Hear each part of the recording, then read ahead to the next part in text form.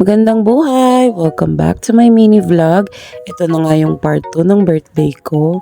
Diyos ko, no October pa to. Ngayon ko lang talaga i-upload. Medyo na busy din kasi kami at nawalan kami ng access sa internet kasi nga nabahaan kami nung mga nakaraan dahil sa bagyong Christine. Ito nga pala ang overview sa loob ng Cubo de Bernardo.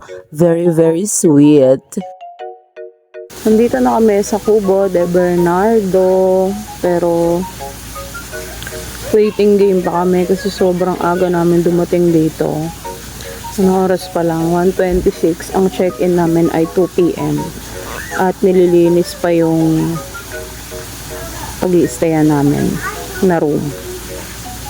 Tama nga ang narinig nyo, masyado kaming maaga dumating dito at nakahanap na agad ng kaibigan si Tadashi dito. Tignan nyo naman, oh.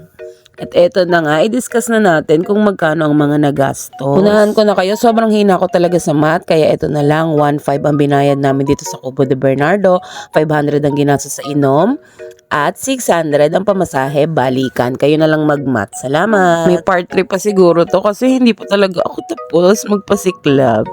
Yun lang, piliin nyo palagi maging masaya at huwag kalimutang magdasal sa Panginoon. Na-miss ko kayong lahat!